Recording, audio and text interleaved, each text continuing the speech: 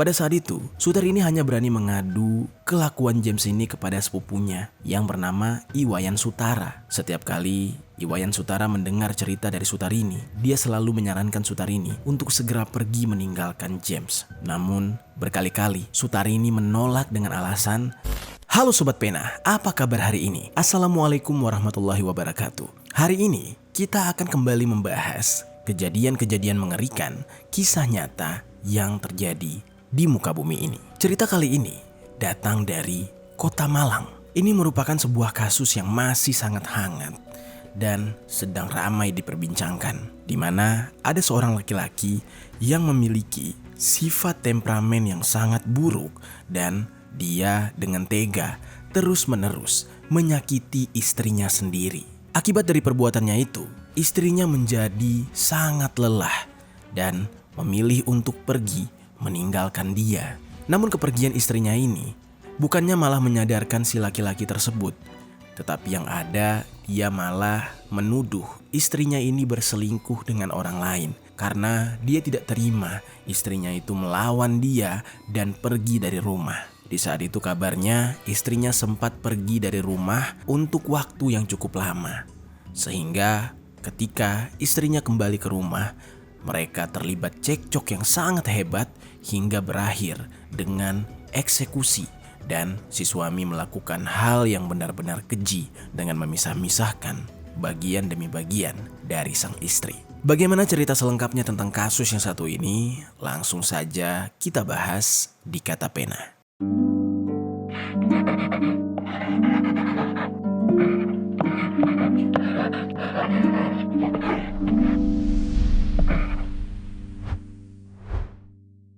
Seorang suami dan membunuh si istrinya di Malang, Jawa Timur. Perbuatan pelaku diduga karena permasalahan rumah tangga. Warga Jalan Serayu, Kecamatan Blimbing di Malang, Jawa Timur dihebohkan dengan peristiwa pembunuhan yang dilakukan oleh salah satu tetangganya.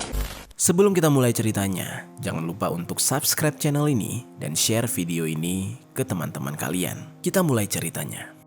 Di sebuah daerah, tepatnya di Jalan Serayu, Kelurahan Bunul Rejo, Blimbing, Kota Malang, ada seorang laki-laki yang bernama James Loodeuki Tomatala. Usianya sudah menginjak 61 tahun. Dia sering dipanggil dengan nama James.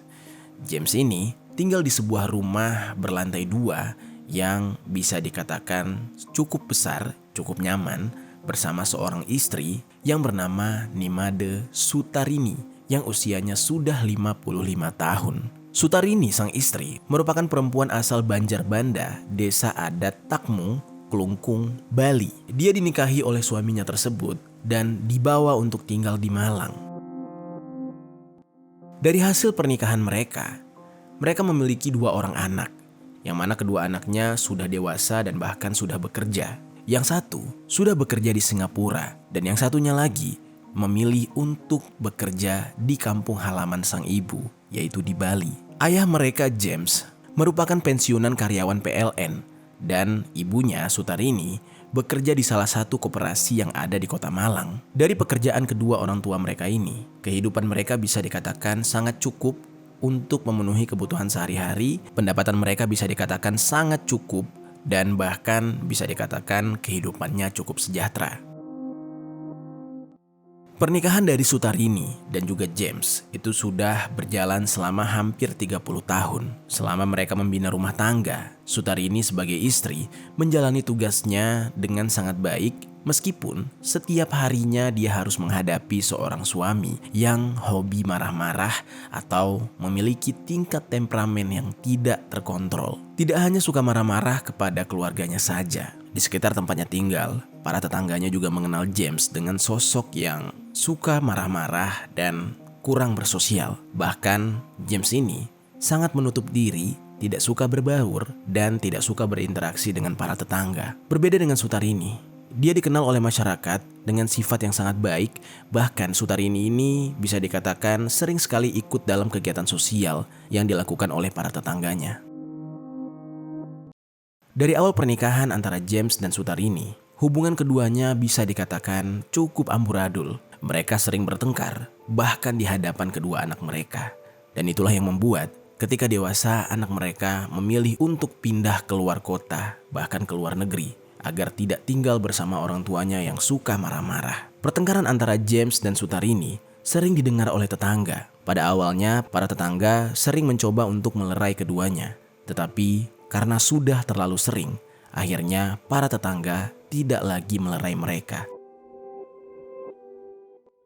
Hari demi hari yang dijalani oleh Sutarini itu semakin buruk ketika suaminya ini tidak hanya berlaku kasar dengan verbal terhadap Sutarini, tetapi dia sudah mulai main fisik. Sutarini sering mendapatkan pukulan dari sang suami. Seumur hidupnya, selama 30 tahun dia menikah dengan James, tubuh Sutarini dipenuhi banyak lebam. Sebenarnya dia sudah tidak kuasa menahan rasa sakit. Dia sangat menderita akibat ulah suaminya tersebut. Namun dia tetap mempertahankan rumah tangganya itu ya karena alasan demi kedua anaknya. Bahkan beberapa kali James ini pernah mengancam akan mengeksekusi Sutarini. Tapi Sutarini di saat itu masih saja bertahan dengan James. Entah apa alasan lain yang membuat Sutarini ini tidak berani meninggalkan James selain memikirkan kedua anaknya. Pada saat itu, Sutarini hanya berani mengadu kelakuan James ini kepada sepupunya yang bernama Iwayan Sutara. Setiap kali Iwayan Sutara mendengar cerita dari Sutarini, dia selalu menyarankan Sutarini untuk segera pergi meninggalkan James. Namun, berkali-kali Sutarini menolak dengan alasan takut akan beneran dieksekusi oleh James. Takut James ini akan mencari dia, nantinya bisa tambah parah. Karena sempat beberapa kali selepas dianiaya oleh James, Sutarini ini kabur ke Bali untuk pulang ke rumah orang tuanya. Namun James selalu menyusulnya dan kembali membawanya pulang. Entah bagaimana cara James di saat itu membujuk rayu Sutarini sampai Sutarini mau pulang. Tapi ketika sampai di rumah mereka yang ada di Malang, James kembali menyiksa Sutarini tanpa ampun sampai Sutarini ini kesakitan dan menangis. Pada awalnya, Sutarini ini terus-menerus menguatkan diri. Dia memilih bertahan dan tidak mau bercerai dengan suaminya itu, lagi-lagi karena alasan anak. Namun sobat, ketika anaknya beranjak dewasa dan sudah mendapatkan pekerjaan sekitar tahun 2020-an atau 3 tahun silam, Sutarini mulai merasa anaknya sudah bisa hidup dengan mandiri dan sudah bisa tinggal terpisah dengan dia serta James. Maka dari itu, Sutarini sudah mulai memikirkan rencana untuk meninggalkan James. Sutarini sempat berpikir selama 3 tahun belakangan, mulai dari tahun 2020 sampai akhirnya di pertengahan tahun 2023, dia membulatkan tekad untuk kabur, melarikan diri, meninggalkan James tepat di bulan Juli tahun 2023. Pada saat itu, Sutarini mencari kesempatan yang tepat agar bisa kabur.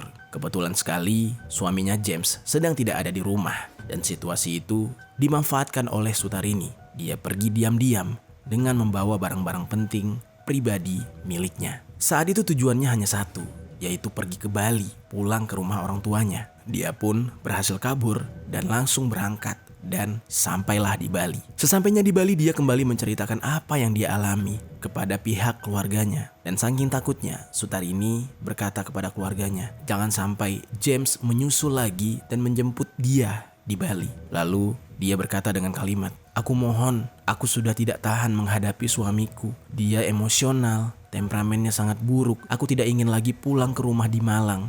Aku merasa sudah cukup rasa sakit yang aku terima selama ini. Tolong ya, jika James menghubungi kalian atau datang kemari menanyakan aku, jawab saja tidak tahu. Pihak keluarga yang sedari awal sudah mengetahui perlakuan James kepada Sutarini, kemudian mengiyakan permintaan dari Sutarini tersebut, yang mana itu juga dilakukan untuk melindungi Sutarini dari segala ancaman yang akan datang dari James. Anak-anak dari Sutarini juga diberitahu tentang keberadaan ibu mereka ini, tetapi mereka juga diminta untuk tidak memberitahukan ayah mereka tentang persembunyian ibu mereka ini.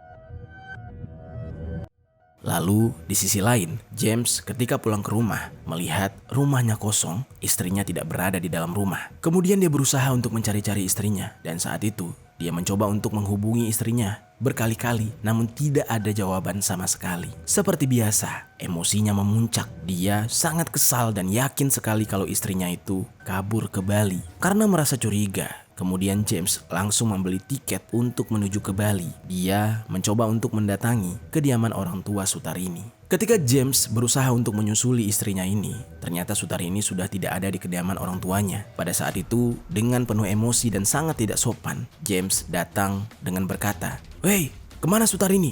Dia kabur dari rumah. Pasti kaburnya ke sini kan? Sudah, kalian jangan sembunyikan dia. Saya suami sahnya," ucap James dengan berapi-api. Namun pada saat itu pihak keluarga Sutarini menjawab, "Apa-apaan kamu ini?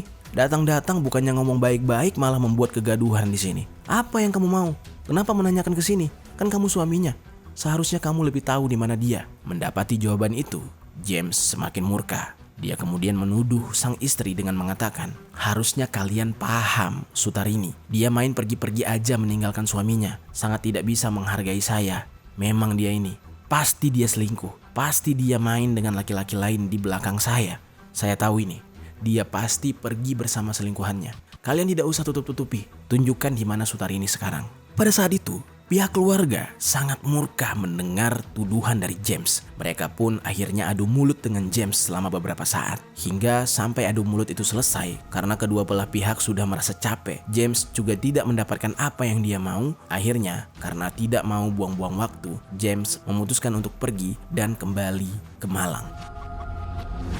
Sementara itu, tidak ada sumber informasi yang bercerita tentang apa yang dilakukan oleh Sutarini selama di Bali. Apakah dia tinggal di kontrakan yang baru? Apakah dia memiliki pekerjaan yang baru? Tidak ada yang tahu. Lalu sebenarnya Sutarini ini kan memiliki pekerjaan di Malang. Tapi entah bagaimana jadinya dia meninggalkan pekerjaan itu demi kenyamanan hidupnya. Lalu usut punya usut. Ternyata di dalam ketakutannya Sutarini mencoba untuk mencari pekerjaan. Lalu karena belum mendapatkan pekerjaan di Bali, akhirnya Sutarini mencoba untuk mencari pekerjaan di kota lain. Dan di saat itu ternyata dia justru mendapatkan pekerjaan di Surabaya, sebuah kota yang tidak berjauhan dari kota yang menjadi malapetaka baginya, yaitu Malang. Entah mengapa Sutarini memilih untuk keluar dari Bali. Padahal jika dia di Bali semuanya akan lebih aman. Tetapi di saat itu mungkin karena desakan ekonomi, dia pun bekerja di Surabaya sebagai seorang babysitter. Dia bekerja lumayan lama di sana, selama 2-3 bulan. Dan selama itu, dia selalu merasa takut dan waspada jika suatu hari suaminya mengetahui keberadaan dia. Lalu di sisi lain, sang suami, James, tidak menyerah begitu saja. Dia tetap mencari tahu keberadaan istrinya itu ada di mana. Dia terus saja bertanya kepada orang-orang terdekat dari sang istri, termasuk juga dia mencari informasi melalui rekan-rekan kerja istrinya. James tidak kehabisan akal, dia mencoba untuk meminta bantuan rekan kerja Sutarini untuk menghubungi Sutarini, karena pasti Sutarini akan membalas chat dari teman-temannya ini. Dan James meminta, jika Sutarini ada kabar, tolong kasih tahu saya. Teman-teman dari Sutarini yang tidak mengetahui permasalahan antara Sutarini dan James ini mengiyakan permintaan James. Lalu singkat cerita, di suatu hari setelah beberapa bulan, akhirnya salah satu rekan kerjanya berhasil menghubungi Sutarini. Pada saat itu, di tempat dahulu dia bekerja, rupanya akan diadakan kegiatan gathering yang akan dilaksanakan di Taman Krida Budaya Malang. Pada saat itu, Sutarini yang juga pernah bekerja di tempat kerja lamanya ini dikatakan sangat berjasa selama beberapa waktu belakangan dan ikut diajak dalam kegiatan gathering tersebut. Rekannya tersebut menghubungi Sutarini dengan mengatakan, "Halo, kamu apa kabar? Sudah lama sekali aku tidak mengetahui kabarmu. Oh iya, ngomong-ngomong kantor kita bakal ngadain gathering nih tanggal 30 Desember ini. Kamu ikut ya, kita temu kangen di sana," ucap rekan kerjanya tersebut. Di saat itu, ketika diajak, Sutarini awalnya merasa ragu. Tapi karena dia juga merasa kangen dengan rekan-rekan kerjanya ini, jadinya dia mengiyakan ajakan tersebut. Dan mengatakan, "Wah, seru banget. Boleh, nanti aku kabari lagi ya. Tapi kemungkinan aku akan ikut. Acaranya akhir tahun kan? Kebetulan aku juga sedang tidak ada kegiatan apa-apa," kata Sutarini. Di sisi lain, mendapati informasi kalau Sutarini akan mengikuti acara gathering itu, salah satu dari rekan kerja Sutarini tiba-tiba mengabari James.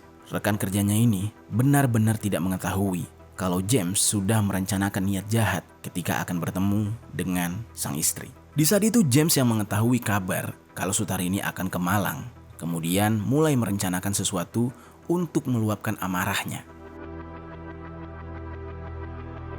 Singkat cerita, tibalah hari di mana Sutarini akan menghadiri acara tersebut. Tanggal 30 Desember tahun 2023, Sutarini bersama dengan rombongannya tiba di Taman Krida Budaya Malang. Tidak lama setelah dia tiba di sana, dengan sangat mengagetkan, James datang menghampiri Sutarini. Sutarini di saat itu langsung kaget dan merasa sangat takut. Dia takut suaminya itu akan melakukan hal yang tidak-tidak kepadanya.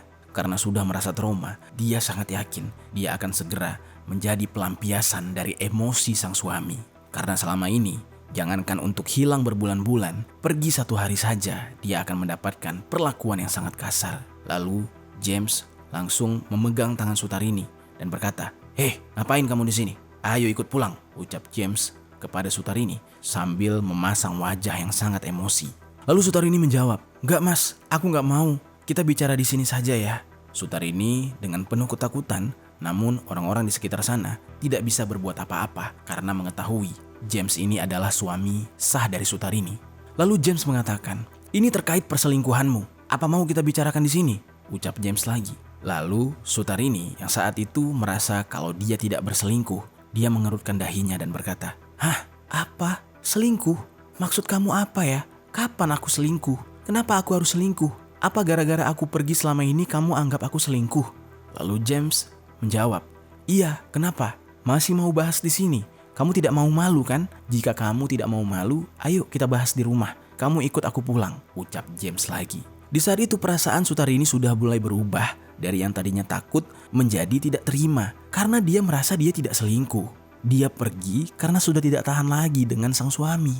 Lalu karena merasa tidak enak dan juga malu di hadapan orang-orang, Sutarini pun mau tidak mau ikut dengan James dan pulang ke rumah mereka.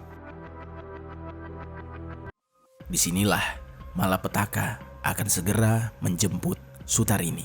Sesampainya di rumah, di hari yang sama pada pukul 10.30, mereka mulai terlibat cekcok yang sangat hebat.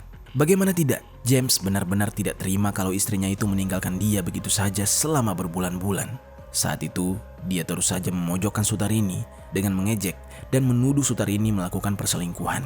Hal ini jelas membuat Sutarini sangat muak sekali. Dia mencoba berulang kali menjelaskan alasan dia pergi. Dia mengatakan kalau dia pergi tidak lain karena perlakuan suaminya pada dia yang membuat dia sudah tidak tahan. Sutarini juga mengatakan kalau dia tidak bisa terus-terusan menerima penganiayaan dari James.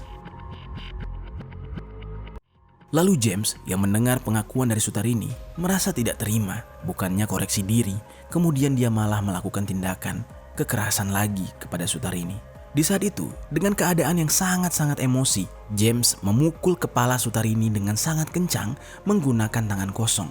Padahal James tidak terima kalau Sutarini mengatakan dia kasar, tetapi dia justru melakukan hal tersebut. Saat itu, Sutarini merintih kesakitan dan mengatakan, "Ya ampun mas, sakit. Kamu ini kenapa sih? Kalau menyelesaikan masalah dengan main tangan terus, bagaimana aku gak pergi? Tolong mas, ampun mas. Ini mas alasan aku pergi. Aku tidak tahan dengan apa yang kamu lakukan. Aku sudah capek dengan semua ini. Sudah cukup kamu membuat aku terus-terus kesakitan. Membuat tubuh aku jadi lebam seperti ini. Aku mau pergi mas. Aku tidak selingkuh. Aku hanya ingin pergi." Di saat itu, Sutarini mencoba untuk meninggalkan James. Namun, James yang sudah berapi-api tidak melepaskan Sutarini begitu saja. Dia kemudian melanjutkan aksinya dengan berkata, "Mau kemana kamu? Kamu pikir aku akan dengan gampang melepaskan kamu begitu aja? Kamu pikir aku akan membiarkan kamu hidup bebas?" Jelas enggak, tidak semudah itu. Lalu dia menarik Sutarini, kemudian mencekik lehernya. Di saat itu Sutarini mencoba melepaskan cekikan tersebut, namun tenaga James ternyata lebih kuat dibandingkan dia. Usahanya sia-sia, semakin lama, semakin erat cekikan tersebut, hingga akhirnya Sutarini kehabisan nafas. Sutarini pun tewas di tangan suaminya itu. Dia menghembuskan nafas terakhir sekitar pukul 11.00 waktu Indonesia bagian Barat. Kemudian sobat, James yang sudah sangat puas melampiaskan emosinya kepada sang istri, kemudian melihat istrinya sudah tidak lagi bergerak.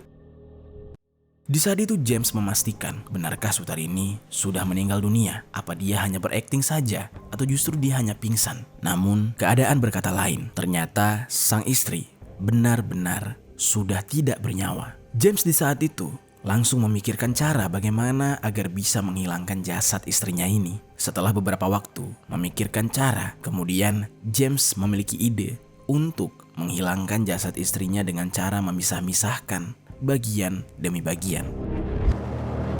James mulai mengambil beberapa benda yang menurut dia bisa dia gunakan untuk memperlancar aksinya. Setelah mendapatkan beberapa barang, kemudian dengan keadaan sadar, James mulai memisah-misahkan bagian demi bagian dari istrinya menjadi 10 potongan.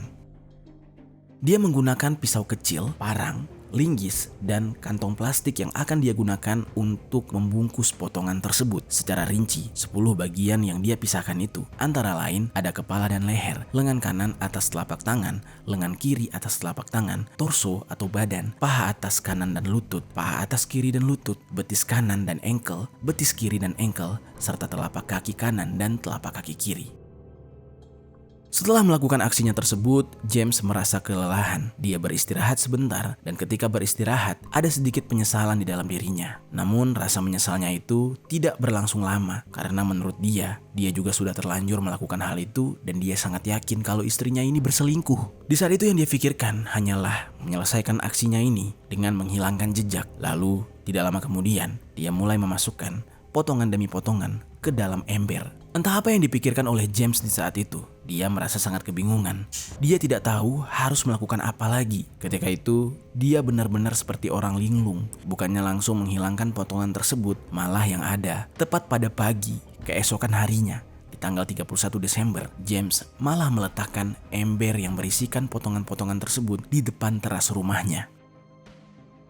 Tidak hanya sampai di situ, setelah melakukan aksinya, James ini memanggil seorang tetangganya yang berinisial E. Entah apa yang difikirkan oleh James, dia terlihat seperti orang yang hilang arah, seperti orang yang putus asa. Dia malah memanggil tetangganya tersebut yang tengah berjalan di dekat rumahnya. Dia berkata, kamu sini dong, boleh kesini bentar ya? Aku mau minta tolong, ucap James kepada E. Lalu E kemudian menjawab, iya kenapa? Ada yang bisa dibantu? Lalu James mengatakan, ini aku mau ngangkat barang, tapi gak bisa aku angkat sendiri. Berat, tolong bantu aku ya, ucap James. Kemudian E yang merasa kalau tetangganya ini perlu dibantu, langsung mengiyakan dan menghampiri James. Dan sambil berjalan, dia berkata, oh ya udah boleh. Di mana barangnya? Lalu James menunjuk ke arah benda yang dimaksud. Itu di sana. Mari, ucap James sambil berjalan menuju teras tempat ember itu berada. Pada saat melihat ember itu, tetangganya yang berinisial E ini tampak bingung dan berkata, astagfirullah, apa ini? Kok penuh cairan merah gini? Apa ini pak? Astagfirullah. Lalu James dengan datarnya mengucapkan, iya itu potongan istri saya. Ya saya udah eksekusi dia, lalu saya potong-potong, ucap James dengan santai dan nada yang datar. Di saat itu, E yang mendengar pernyataan dari James sangat terkejut. Bahkan saking terkejutnya, dia sampai melompat dan terjatuh. Lalu refleks, dia mundur hingga berlari menuju ke kerumunan warga. Sambil berlari dia meminta tolong dan berteriak, tolong, ada yang eksekusi orang, tolong ada eksekusi ini, tolong, ucapnya sambil berteriak. Mendengar hal itu, beberapa warga sangat terkejut dan mulai ramai menghampiri James. Salah satu dari mereka langsung melaporkan kejadian ini kepada pihak kepolisian. Bersamaan dengan itu, sebelum pihak kepolisian datang, James terlebih dahulu langsung kabur dari rumahnya dan ternyata menuju ke kantor polisi. Dia menyerahkan diri kepada pihak kepolisian belimbing. Di saat itu dia mengatakan dia sangat menyesal telah mengeksekusi istrinya. Dia memisah-misahkan bagian-bagian dari istrinya, dan pihak kepolisian yang sebelumnya juga mendapatkan laporan yang sama langsung mengamankan James dan langsung menindaklanjuti kasus tersebut dan melakukan olah TKP.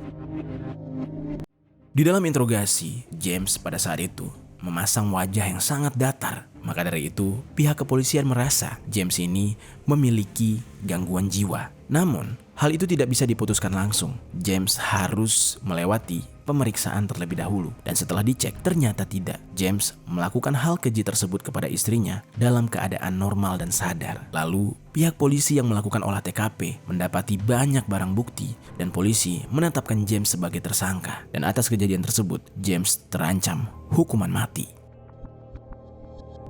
Sementara itu, keluarga dari Sutarini sangat menyesali kejadian ini, apalagi anak-anak mereka yang selama ini merasa cuek dengan sang ibu. Mereka memilih untuk tinggal di luar negeri dan di luar kota, tidak menemani ibu mereka, sampai pada akhirnya ibu mereka harus berakhir dengan tragis di tangan ayah kandung mereka sendiri.